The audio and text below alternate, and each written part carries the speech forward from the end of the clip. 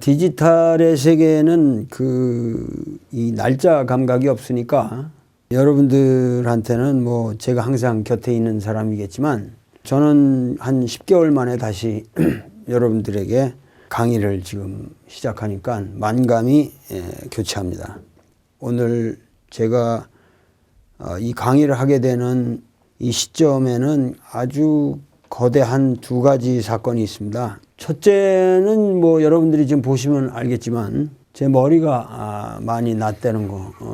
지난번에 여러분들이 보시는 것보다는 그 머리가 상당히 더 많이 났습니다, 이게. 그래서 이게 어떻게 이렇게 머리가 났는가. 지난 거랑 이렇게 before, after로 비교해 보면 분명히 많은 차이를 느끼실 수 있을 겁니다. 그래서 여러분들이 맹자를 열심히 들으시면 제가 어떻게 머리가 이렇게 나는지 그 비결도 끝무리쯤 가서 공개하겠습니다. 근데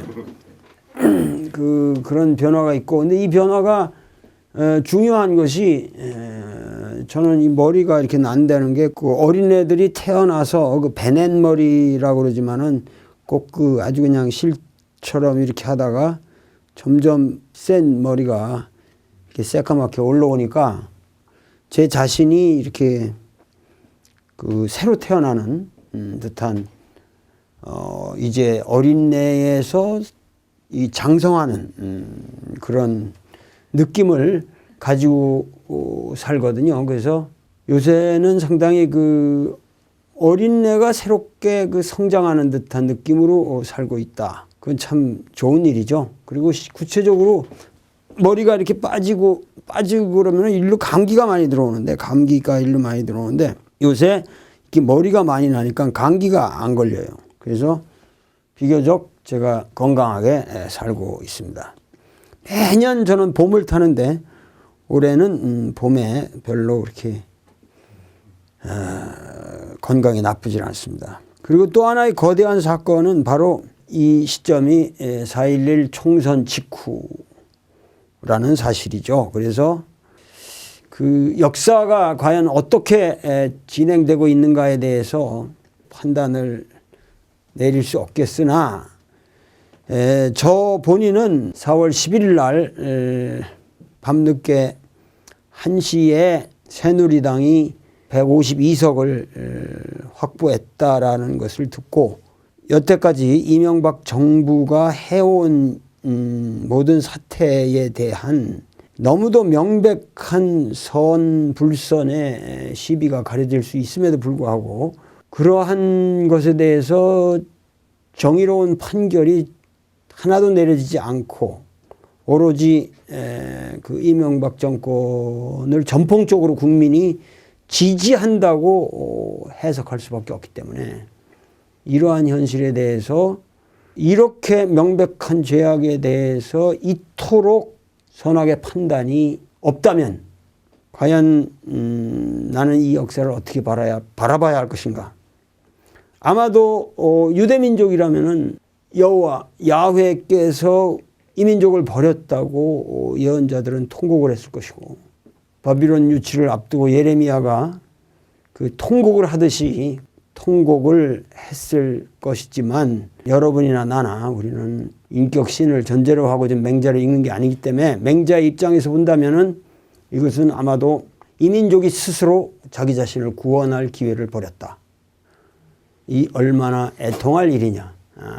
어떻게 해서 이 민족이 자기를 스스로 버릴 수 있느냐 하는 그 통한의 밤을 지새우면서 저는 사실 그 예레미야의 애가라고 하는 구약을 밤 2시부터 다시 일어나서 읽었습니다. 물론 이스라엘 사람들은 예루살렘을 시온성이라고 부르죠. 이상화한 시온이라는 말로서 의인화하기도 하고 바빌론의 느부갓네살이라고 하는 왕에 의해서 예루살렘 성이 그 무너지고 아주 처참한 도성 위에 예레미야가 앉아서 애통하는 lamentations 그 하나의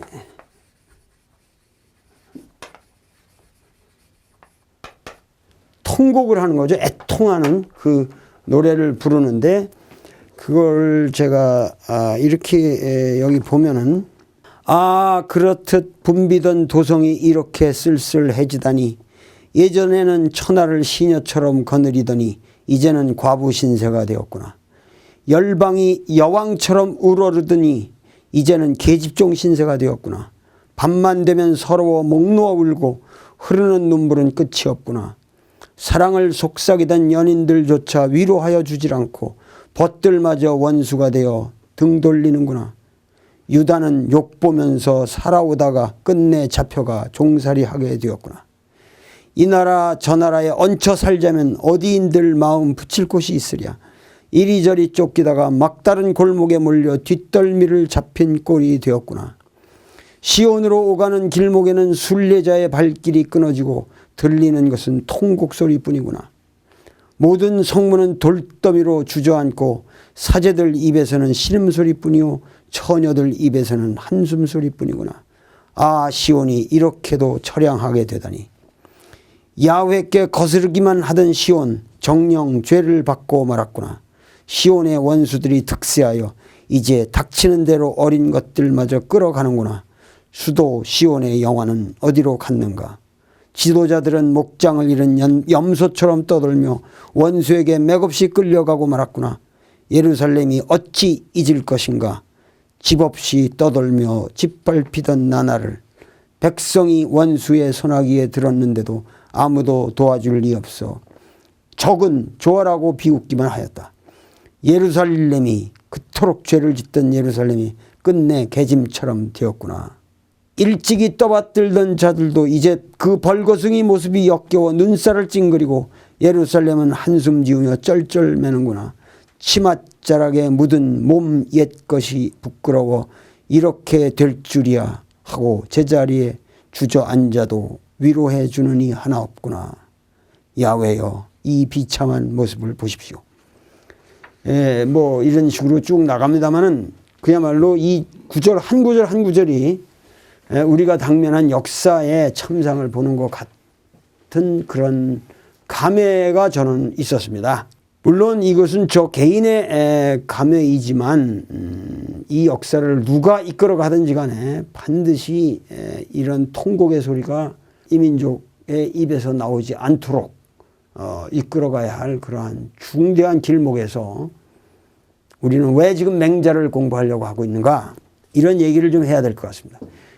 맹자라고 하면은, 이 맹자는 많은 사람들이 맹자라고 하면은, 맹자는 거의 그 조선 왕조에서도 가장 우리가 많이 읽은 책 중에 하나고, 그리고 공자를 말할 적에도 항상 우리가 공맹이라고 같이 말을 하죠. 그만큼 우리가 유교 사상이라고 하는 것에 가장 우리가 핵심을 말하면 항상 공자, 맹자를 병렬해서 병치해서 같이 부를 정도로 이 맹자라는 인물은 공자를 이은, 공자의 적통을 받아서 공자를 발현한 대표적인 사상가이기 때문에 우리가 유교를 보통 공맹사상이라든가 공맹의 가르침이라든가 공맹지도라든가 이런 것이 우리 아주 보통 하는 얘기죠. 그러나 이 공맹이라는 게 이렇게 같이 붙어서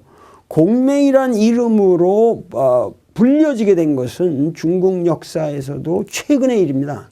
그러니까 많은 사람들이 선진시대로부터 고대 중국으로부터 공맹사상이 있었다 이렇게 생각하는데, 물론 공자도 있었고 맹자도 있었습니다. 그러나 공맹이라는 이름으로 불린 적은 없다. 보통 뭐 주공이라든가 이러면은 이런 말은 있었죠. 이것은 주공과 공자를 붙여서 부르는 말이고, 예를 들면 공안이라든가 뭐 공자와 그 제자 안회를 같이 불러서 하는 건 있어도 공맹을 같이 이렇게 병렬한 적은 없었단 말이죠. 이것은 불과 이 공맹이란 말이 나온 것은 중국의 12세기 송나라 때 주로 와서야 비로 생겨난 개념이다 그거죠. 이 말은 무슨 얘기냐 하면은, 송나라 이전에 맹자라는 책은 일반인들에게 알려진 책이 아니었습니다. 거의 맹자라는 책은 중국 역사에서 족보도 없었고 사람들이 몰랐던 책이란 말이죠. 그 맹자라는 책이 너무도 기존의 정치적 질서에 대해서 완벽하게 저항한 책이고, 특히 이 군권에 대해서, 이 군주 제도에 대해서 아주 철저하게 부정적인 태도를 가졌다. 뭐냐면은 항상 그 군이라고 하는 것은 아주 가벼운 존재다. 군이라는 것은 군이 경이라. 그러고 뭐야? 높은 것은 민이 귀다. 뭐 민이 중이라고 해, 경중으로 타는다면 중이라고 해도 되겠지만 가장 귀라는 건 높다는 거죠. 높은 것은 민이지. 군은 이거는 정말 가벼운 존재다. 그렇기 때문에 맹자 사상에 있어서는 항상 민에 대한 관심이 항상 군주의 그 존재보다 훨씬 더 중요한 위치를 차지한단 말이죠. 그러니까 군이 될 수 있는 것은 오로지 민의를 반영할 때만 군이라고 하는 생각이 너무도 철저했기 때문에 중국의 역대 왕들이 맹자를 좋아할 리가 없죠.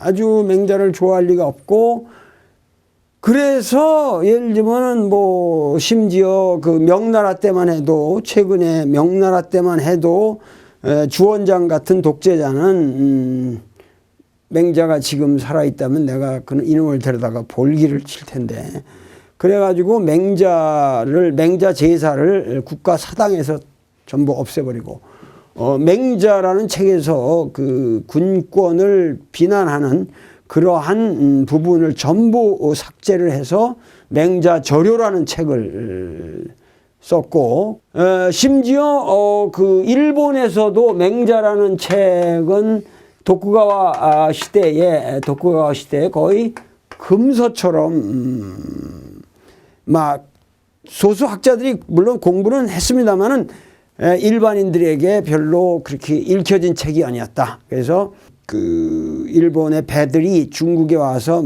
책을 많이 사가는데, 맹자를 그 배에다가 실게 되면은 반드시 풍랑을 만나서 현해탄에서 엎어진다. 그런 풍문이 돌았기 때문에 항상 맹자를 배에다가 실는 것을 금기로 여겼다 하는 기록이 여기저기 있는데, 그것은 뭐냐면은 도쿠가와 막부가 그러한 소문을 유포시켜서 맹자가 전파되는 것을 막았다는 얘기죠. 그만큼 맹자는 하여튼 통치자들에게는 환영을 받지 않았던 책이었기 때문에 송나라 때까지는 전혀 맹자라는 책이 일반인들에게 알려지지를 않았습니다. 그런데 왜 알려지게 됐냐면, 물론 이 맹자를 우리가 알게 된 것은 다름 아닌 주자라는 이 주희라는 분이죠.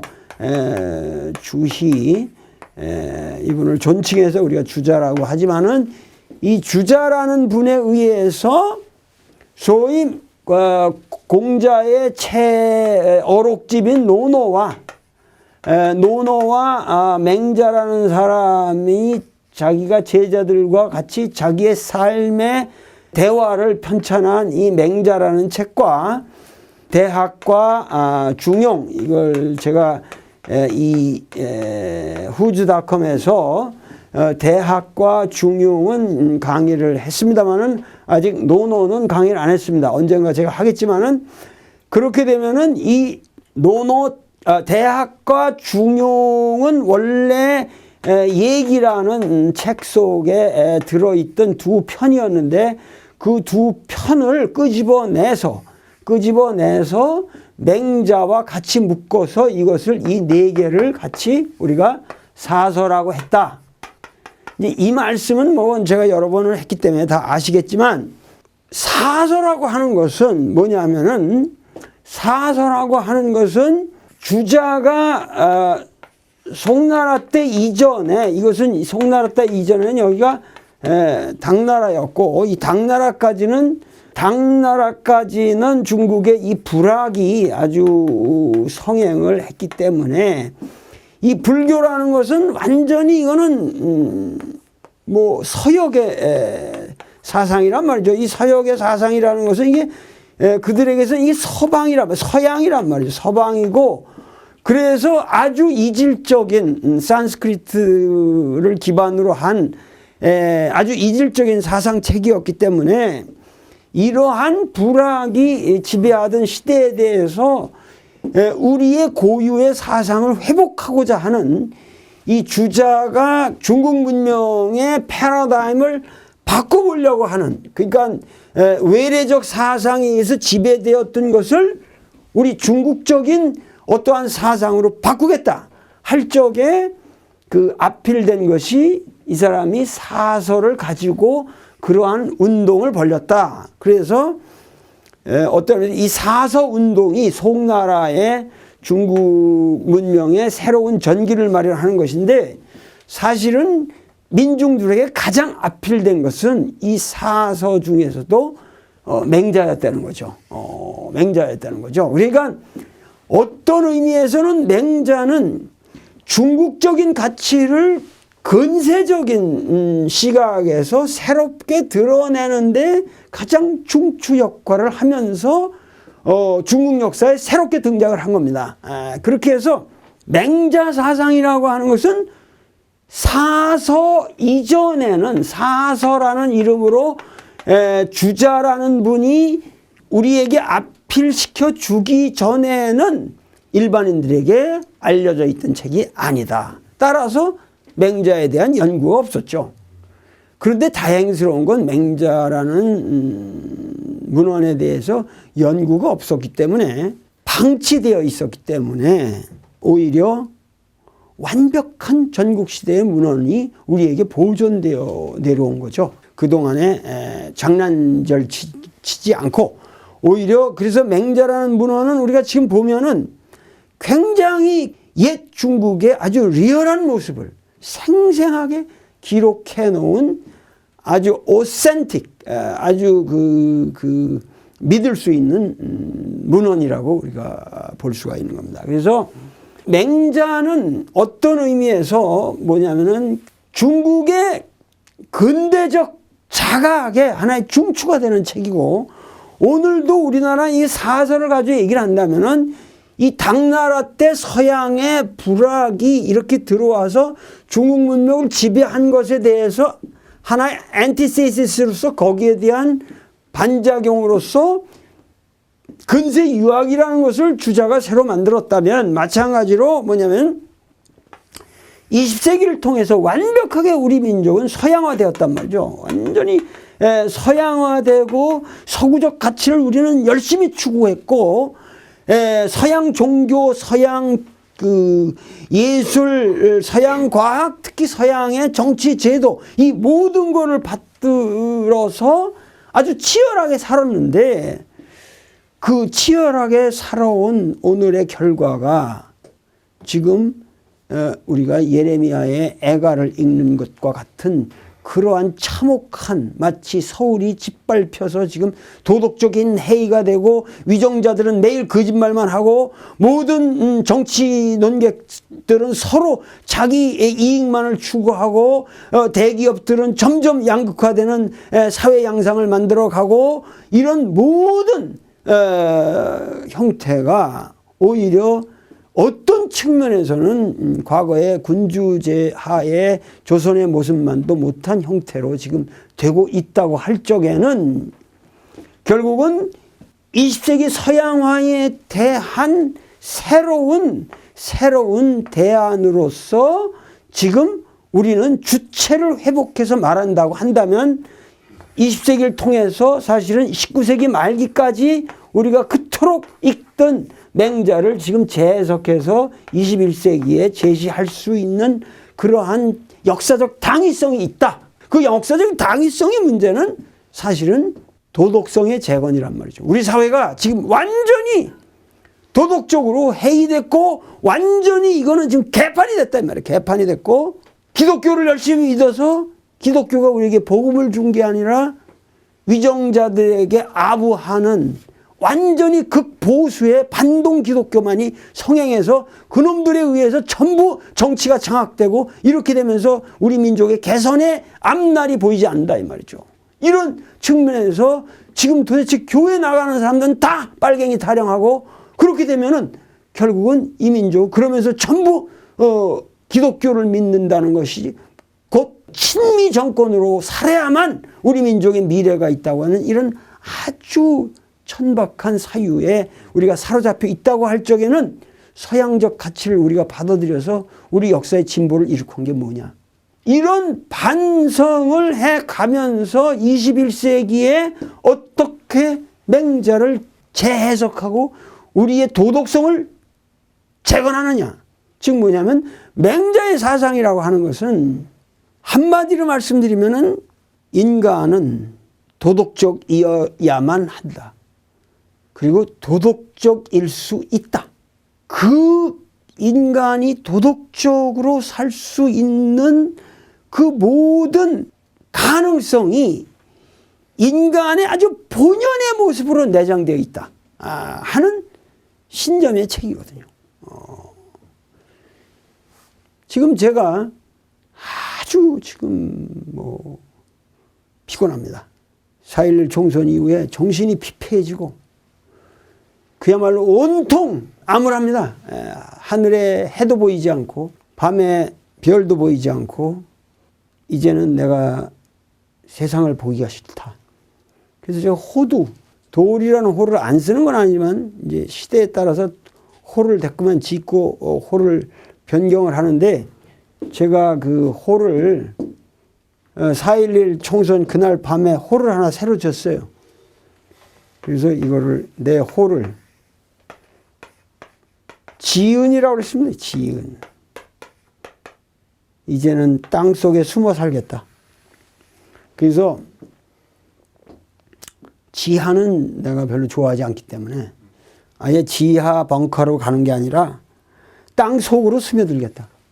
땅 속으로 스며들겠다. 그래서 지렁이처럼 땅 속을 편하게 파면서 그 속에서 땅을 새롭게 재건하겠다.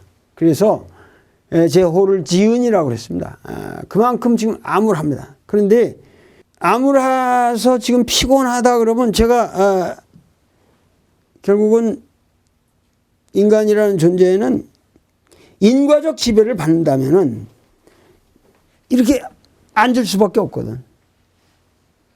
피곤하니까. 그러니까 이게 모든 존재가 우리가 인과 법칙에 의해서 과학적으로 간다면 내 세포가 지금 피곤을 그래서 도저히 일어나설 수 없다 하고 앉게 되는 거는 이거는 과학적 필연입니다. 모든 조건으로 볼 때 이렇지만은 그래서 이게 정말 이게 이렇게 되는데도 불구하고 내가 벌떡 일어설 수 있다고 하는 것이 이게 뭐냐면은 인간은 바로 이것이 인간의 자유라는 거거든요. 그 자유라는 거는 궁극적으로 도덕적 의지라는 게 맹자의 사상입니다. 내가 이렇게 일어난다는 게 인과적으로 이 세상이라는 게 인과적으로 갈 수밖에 없는 이러한 모든 상황에 어떠한 경우에도 역해서 내가 나를 선택할 수 있는 의지가 그것이 나의 삶의 의지라고 하는 생각이 맹자에는 아주 뿌리 있게 있습니다. 그렇기 때문에 이렇게 가다가 갑자기 이렇게 갈 수도 있는 이게 자유란 말이죠. 그러니까 인간이라는 존재는 사실은 모든 행동이 자유입니다. 사실은 동물하고 다른 게 그 자유인데 그 자유라고 하는 인간의 자유로운 선택을 할 수 있는 인간이라는 이 존재가 도덕적인 선택을 해야만 한다. 그러면 그 도덕적인 선택은 무엇이며 어떻게 할 수 있으며 그 도덕적인 것을 과연 어떻게 우리가 어떤 기준에 의해서 인간을 바라봐야 되고 우리가 만들어가려는 사회를 바라봐야 하느냐. 이 모든 해답이 맹자라는 한 책에는 명료하게 다 기술되어 있습니다. 그렇기 때문에 결국은 인간이라는 존재는 결국은 뭐냐면 의지의 세계란 말이죠. 그러니까 어떠한 의지를 가지고 우리가 살아가느냐. 내가 저기 저 나무를 저렇게 바라본다는 것 자체가, 저기 저 나무를 칸트의 철학으로 본다면 이게 순수 이성의 세계이겠지만, 저 나무가 저렇게 있다라고 바라보는 것 자체가 그것이 과학적 필연이 아니라 사실은 그렇게 내가 저 나무를 쳐다보고 있는 것 자체가 하나의 도덕적 선택일 수도 있다는 거예요. 그거는 다르게 쳐다볼 수 있는 거예요, 인간이. 다르게 구성할 수 있는데 우리가 저 나무를 저렇게 바라보고 있다.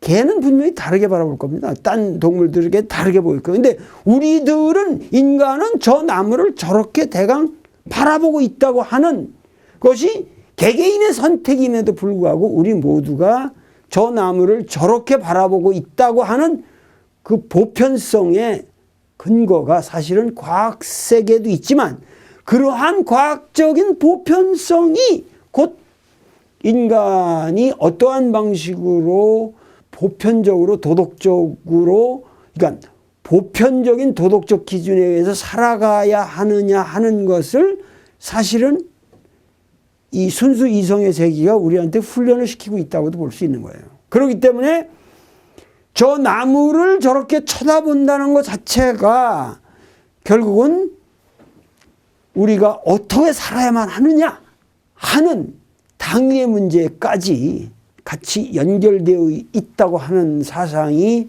맹자의 사상이다. 이건 여러분들에게 좀 어렵게 들릴지 모르지만 결국은 맹자의 사상에 있어서는 과학 이성, 순수 이성의 세계와 실천 이성의 세계가 분리되어 있지 않다. 그래서 이러한 총체적인 그 인간의 이해 속에서 맹자라는 인물을 우리는 조명해 들어가야 되고, 맹자라는 책이야말로 이 시대에 가장 우리에게 절실한 책일 뿐만 아니라 맹자를 통해서 우리 삶을 도덕적으로 재건할 때 여러분들은 위대한 삶을 살 수 있을 것이라고 생각합니다.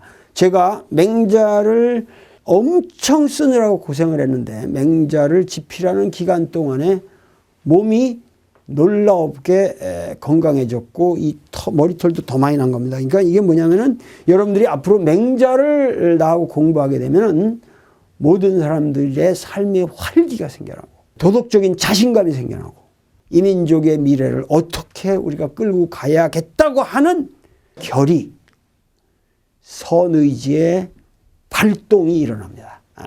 그렇기 때문에 이 강의를 통해서 여러분들이 기독교의 복음 아닌 전국시대, 머나먼 시대의 맹자의 육성의 복음을 직접 들어보시기 바랍니다. 감사합니다.